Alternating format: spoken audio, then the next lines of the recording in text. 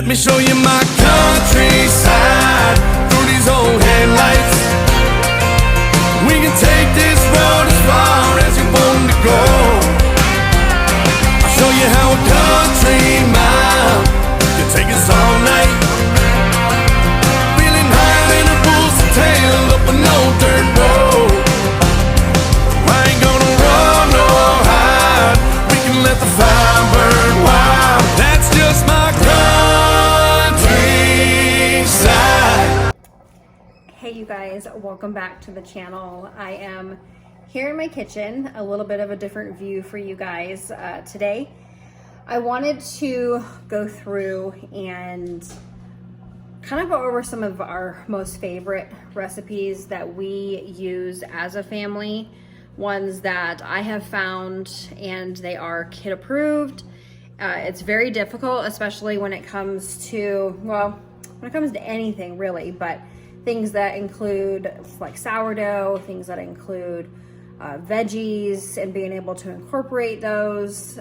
So I really wanted to share some of our staple favorites first. And so we're gonna take you through each week. We'll put out a video that will kind of walk you through the recipe and how we're making it, and not necessarily just like a tutorial, although I will give you the recipe down in the description. But I just wanted to kind of take you along as I go through and make each recipe, just to give you just more ideas that you can work on and incorporate with your family too. So anyhow, I hope that you will appreciate this video. Give me a like and some comments down below if this is something that you want to try. Any questions that you have pertaining to the recipe. It's actually from littlespoonfarm.com, and the recipe that we're going to be doing today is the sourdough Morning Glory muffins. So the sourdough Morning Glory muffins, it takes about 15 minutes to prep it. It says it takes 40 minutes total time. With the 25-minute cook time in there. So it gives you 12 muffins. I always double it because these boys go through muffins like crazy, especially these muffins. I will say that it is a sourdough discard recipe, which a lot of recipes that I love the most seem to all incorporate sourdough discard, which is nice because it's rare that I can actually catch my sourdough starter when it's active and bubbly. Usually I'll do like a round artisan loaf when it is active and bubbly. So anyhow, we're gonna go ahead and get started with this recipe, and I will kind of take you along and show you how I do it. Okay, so I went ahead and did our dry ingredients. The dry ingredients that I have in here, because we're doubling it, is 4 cups of flour. I have 2 cups of, it says light brown sugar, but I do my own brown sugar, so it just is what it is. I do the molasses with the cane sugar. So however dark I want it is just what I use for everything. So whether it's light or dark, this is the brown sugar. Within here as well, I have the let's see, so 4 cups, remember I'm doubling, so 4 cups of flour. This would be 2 cups of brown sugar, 4 teaspoons of baking powder, 1 teaspoon of baking soda, 2 tablespoons of ground cinnamon, 1 teaspoon of ground ginger, and 1 teaspoon of salt. So that is all of our dry ingredients, and it says to combine all of them together, and then we're just gonna give it a good whisk. Okay, so I'm just gonna go through and just kind of whisk this together to mix it up real good, get it kind of incorporated, especially that baking soda and baking powder. So I'm just gonna go through here, just do the best that I can. And we're gonna mix it again with all of our wet ingredients too.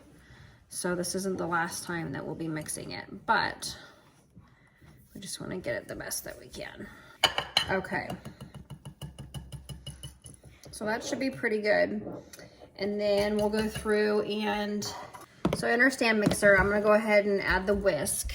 Okay, so we got our whisk on there, and we are going to put the wet ingredients in here. So that is our sourdough discard. It's still pretty active, although it has gone down since last night when I fed it, I guess you should say.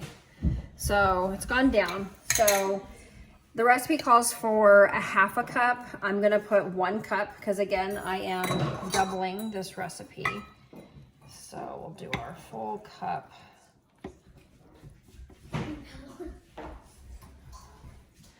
I usually kind of have it heap over just a little bit because it's hard to cut it off right at that 1 cup. Get our silicone scraper here, spatula. So there's our 1 cup.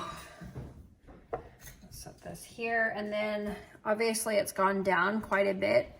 So I will go ahead and when we're done, I will refeed that one.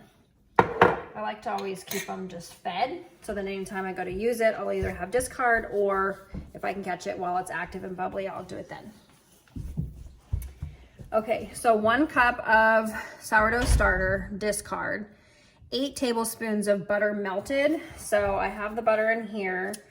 So again, I'm doubling it, so I'm gonna do 2 sticks since each stick is 8 tablespoons. The microwave.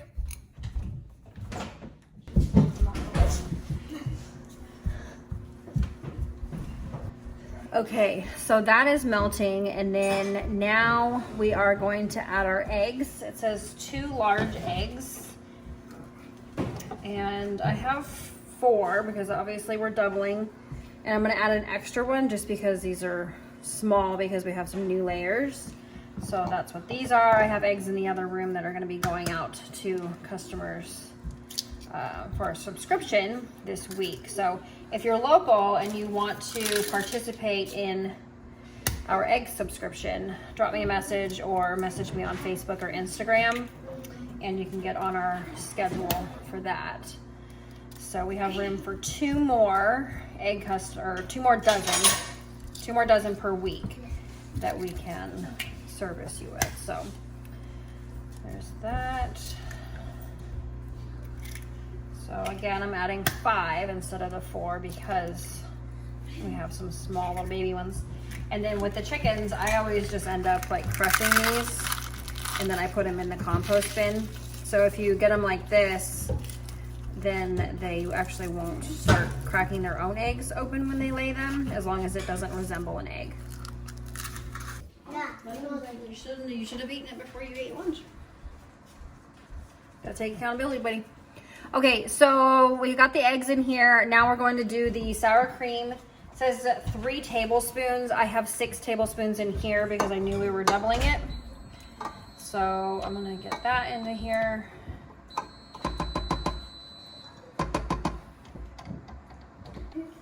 That.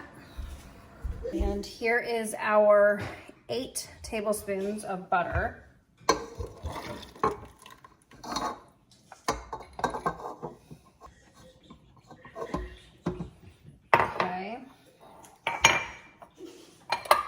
I like to kind of clean up or pick up a little bit as I go, just so I don't have it like overwhelming mess. And then it says 1 teaspoon of vanilla, and I don't ever measure. I just kind of do a dollop and a dollop. Okay, so we got our vanilla, and then we're going to add our dry ingredients to the wet ingredients here.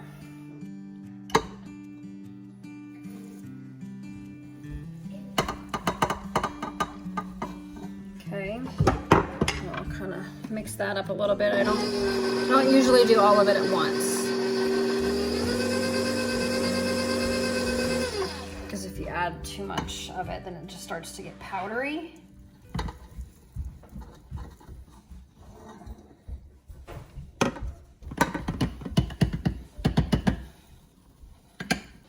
So there's that.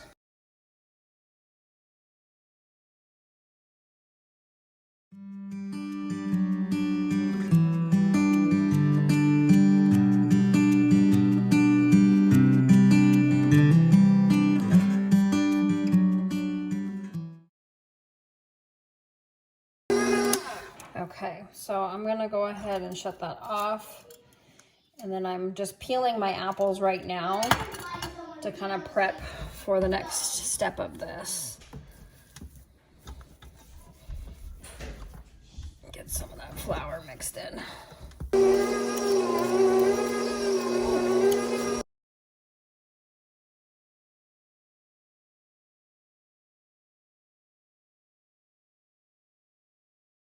Okay, yeah, dear.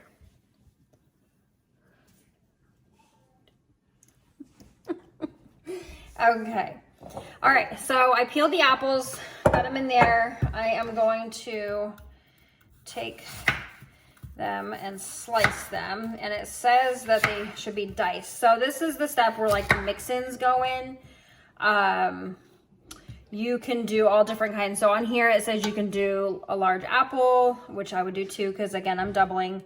You can do a large carrot. You can do raisins. You can do unsweetened shredded coconut, which would be delicious also. Let's see. You can do juice and the zest of an orange, and you can do walnuts. So it gives you other options that you can incorporate in there if you wanted to.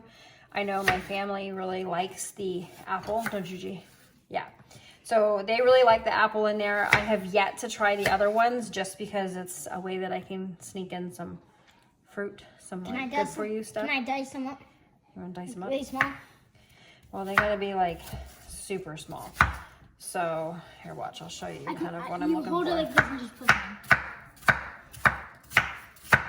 You can. I have to do the other one too. So, and then I just go through like this. I leave this edge down. Ooh. What are you doing with the peels? Can I eat a peel? You want to. So if you have a food processor, this is a really good point that you would do that. I don't have, I actually do have one. I have a 3 You do cup, have one, it goes in here. but some, that's like a zucchini peeler, yeah. But I do have a Cuisinart one. Sometimes just, it's therapy to kind of just do it the manual way too. Sometimes the easier ways actually are less cathartic. I don't know if you guys have ever noticed that, but even something so simple as like shelling peas is like, or like seed saving, going through all the kale seeds, like those little pods, you know, those little pods, how tiny all those seeds are. Sometimes it's actually kind of peaceful to just take that time out and do it the manual way. Yeah, okay. So this is about how small we want it. And then we'll just add that in there.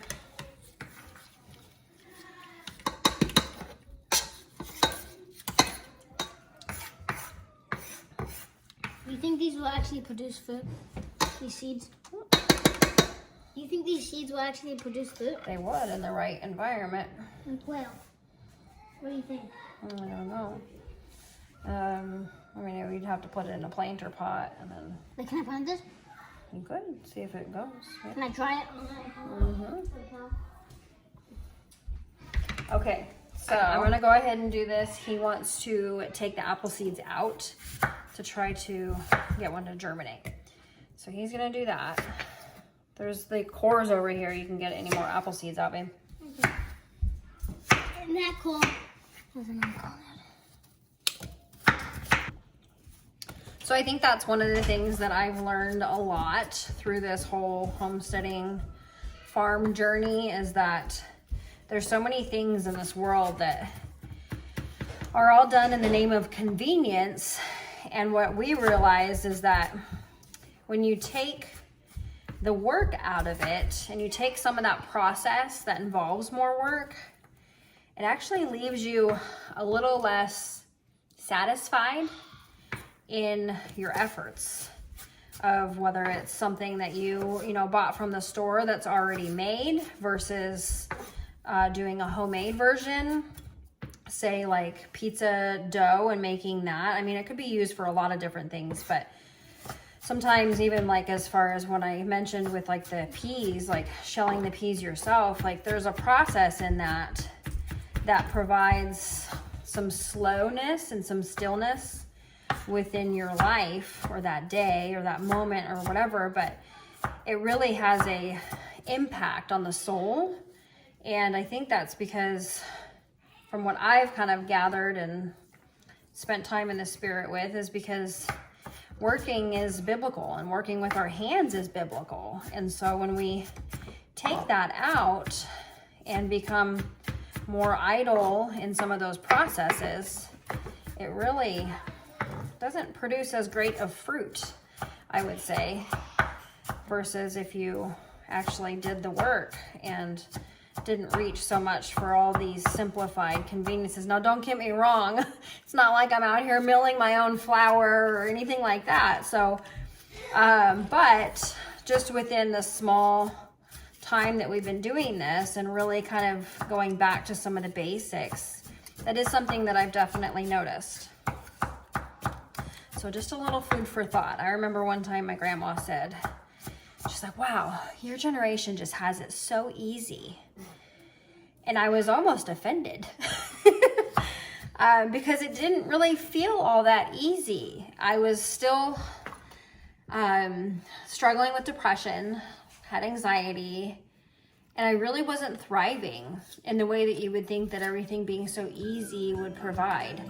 And it really just kind of dawned on me that that's not really a great thing, you know? And I don't think that it's actually helpful in some ways. It's helpful in a lot of ways, but there are some ways that doing the work of things is really, has a lot of value in it. So, just kind of, I don't know if you guys have that same experience, if you feel the same way, but it's definitely something that I noticed. What? Can I pause this?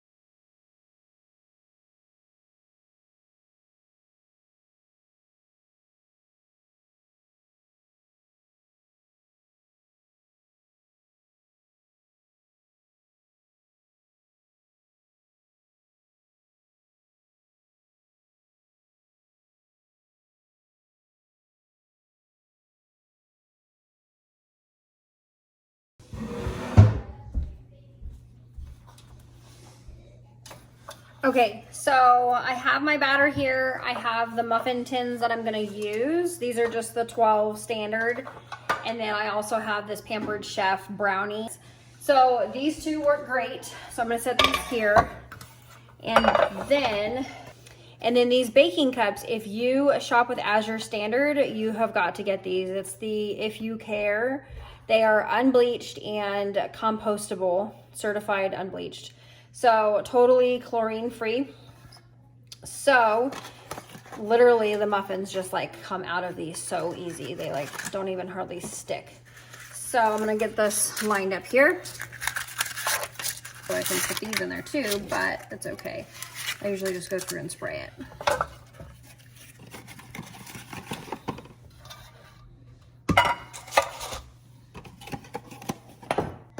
I'm just kind of dropping drops in there.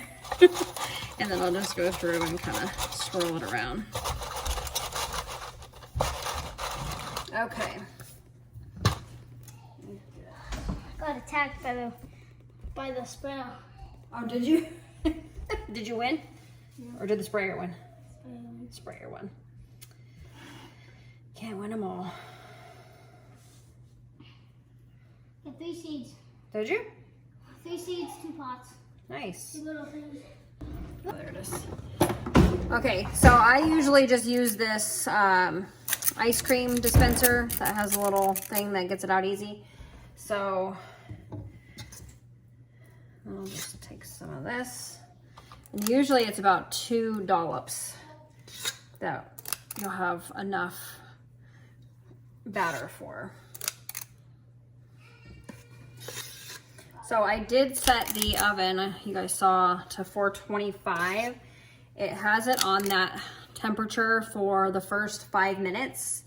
And then we're gonna turn the oven down to 350 and do an additional 18 minutes. So about 25-minute cook time,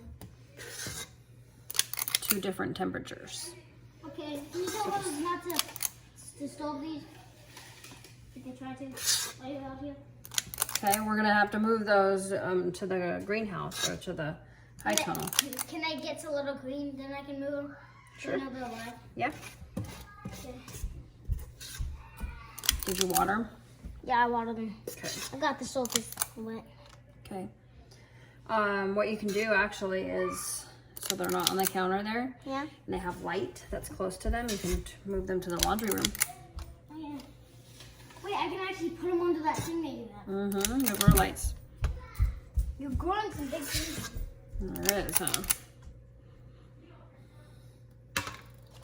Okay, so there's the first one.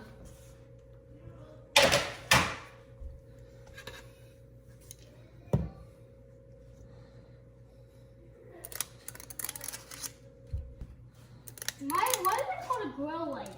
Because it helps them grow. It's a light specifically designed with the UV. No, guys, that one was specially designed actually when I grew it. Yeah, because you don't really want like fluorescent lights or incandescent lights. Like- There's specific rays that have to be there for the plants to want to grow. Yeah. But it's similar like pesticides, spraying pesticides on it. Yeah, you don't want to do that either, do you? Yeah, it's the worst. That is the worst. But it's not good, but that's how they get the bugs out. It is. It works, but It's just bad. you just have to weigh if it's worth it. I mean, the farmers, sometimes they have to protect their crops, but that also means that you're taking that pesticide in, isn't it? Yeah. We also getting green. Oh, by the way, want to know how big me and Mason's plants are? Mine has 2 plants in one and 5 in the other. I mean 6 in the other. Mm-hmm.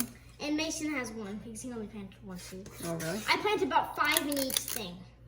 Did you? Oh, you want to know what the You're little gonna have to separate those out or plant them directly where you want them to go in the ground sometime. Yeah. Can Are those the ones that you're taking out of there, or are you leaving them in those pots? I'm gonna leave them in the pots and transfer them in the garden soon. Oh, okay. Can I tell you something? What? They get a little bit bigger. I planted one note the little green things on in my one of the pots. There's a bunch of little ones. You wanna know why? Because I sprinkled in one hole. I sprinkled a bunch of cabbage and broccoli. Oh, really? So that's why they're spread There's out. a whole bunch. Well, yeah, and those seeds are so small, it's hard to see how many. Sometimes you put it in, huh? You're excited, aren't you? Yeah. Okay, so the best part of the whole process has begun. The eating. The eating time. The dough time. So I'm gonna wait for the oven to preheat. I'm gonna get some things kind of cleaned up here. And then we will stick them in the oven for their 5 minutes and then drop the temperature down.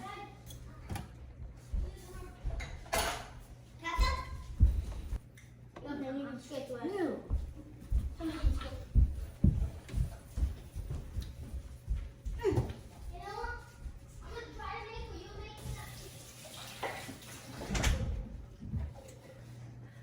So while the oven is still preheating, it's at 410, so we have a little bit of time left. I am going to get my flour out, and I'll show you guys kind of just how I do feed my sourdough starter. Most of you probably already know, but for those that are new to sourdough or haven't really even gotten into sourdough, I do want to show you how I feed it. Okay, so I have bread flour and I have my regular flour. So I normally source my flour from Azure Standard. I can leave a link in the description if you want to check that out. But lately, I haven't been able to get it from them. So I've been getting it from Costco. They have this Kirkland's all-purpose organic unbleached. And it is a red wheat. Yep, a hard red wheat. So I've been buying this, and it comes in a 2-pack, and each bag or container of it is 10 pounds. And I use regular flour, this flour, and bread flour, which I have the Azure Standard bread flour. And I notice that when I do that, my sourdough starters actually rise a lot faster and it gets a lot more bubbly.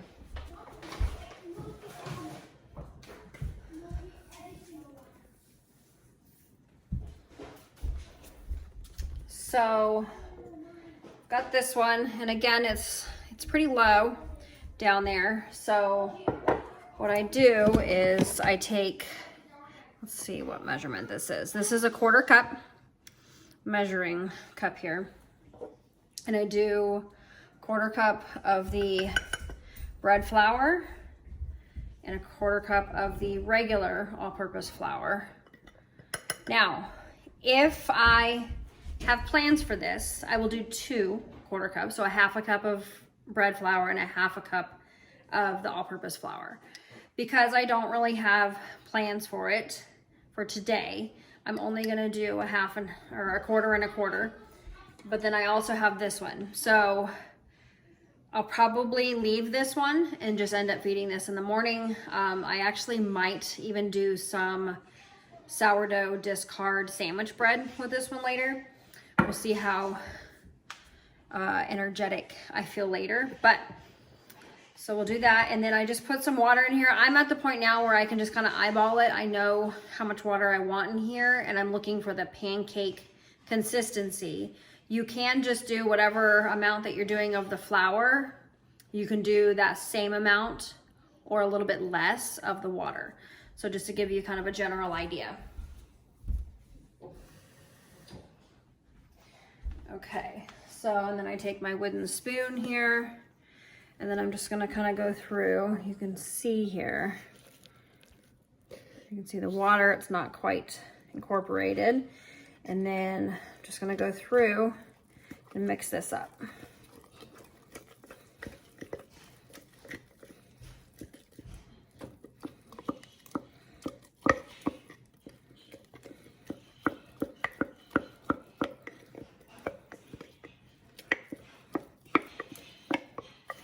So you can see just the consistency that it is there. Doesn't come dripping off your spoon. It's basically like a little bit thicker than pancake, I would say, is how I like mine. So that'll incorporate with that fermented dough that was in there, that was bubbly. And then it'll be nice and ready for my next recipe, or I can just leave it. You can even put it in the fridge if you're not going to do anything with it for a few days. It's pretty flexible. It's more flexible than most people think. I did not think going into it that it would be as easy as it's been now, because it wasn't easy in the beginning, just because I overthought everything. Okay, so I went ahead and put the lid on here and screwed it just a little bit, but I'm not tightening it. Like, I'm leaving it real loose so that those gases can escape as they build and as this grows. So that's it for the sourdough starter. And like I said, I made it way more complicated in the beginning than it needed to be. I think most of us do going into it. And honestly, because I wasn't as experienced in it, I didn't, and neither did the kids. They really didn't enjoy a lot of the recipes that I made.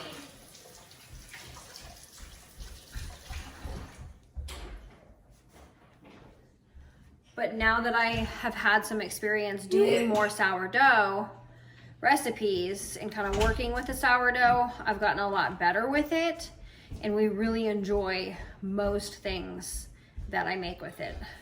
I think there's only, and I think the only things that we haven't really liked have been like either like a cooking, like oven baking problem, or like they've just gotten too hard or something like that. So it really hasn't been, I don't think, the actual recipe. It's probably just the way that I was doing it and didn't do something correctly or something in there. But yeah, so that's how I feed my sourdough starter. It's pretty easy now that I've gotten the swing of things. Okay, so now I'm going to get these muffins in the oven. Okay, so now we are going to do, what was it? 350 for 18 minutes.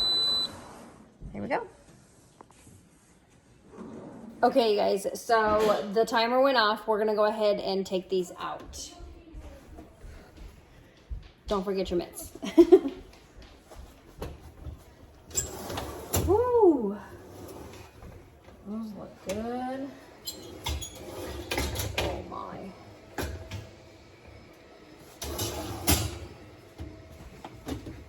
There we go. Okay. Thank you, buddy. So that is what they're looking like. Yum.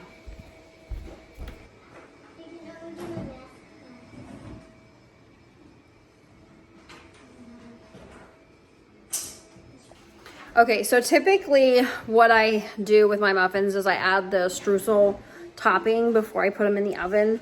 I didn't do that today. I don't do it every time, but I would say probably half the time. So anyways, these do not have the streusel, but if you wanted to, after you make the dough and you put them in your muffin pans, you can sprinkle some of that streusel on top. So these are gonna be great with or without. They're fantastic, so.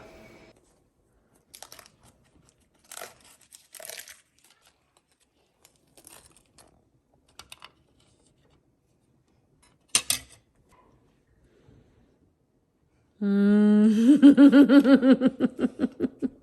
it good? Mm-hmm. Hot. Yummy. Do you ever feel like someone's watching you? So, and here's what the square ones look like when they come out. I'm gonna add some butter on this one though.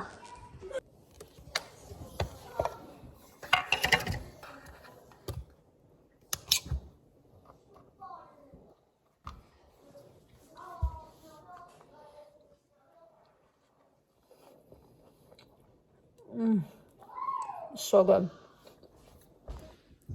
So one of the things that I love about these is that they have kind of a, I wouldn't say like a crispy outer, a little bit crispy outer part. The inside is like so soft, and they're not dry. With the butter on there, oh my gosh, makes it even better. So. All right, friends, well, that's gonna do it for us today. We are going to clean up the kitchen just a little bit, and then I need to head outside and harvest some lemon balm. I may do like a quick short on that, just because Monday is our harvest. Typically Sundays are harvest, but we're out of town. So we're going to harvest Sundays, and then we dehydrate on Mondays usually. So I'm gonna go and harvest today since I missed it yesterday, and get those in the dehydrator. So thanks for tuning in. I appreciate every single one of you guys. Please like this video on your way out and pound that subscribe. So we'll catch you on the next video. Bye-bye.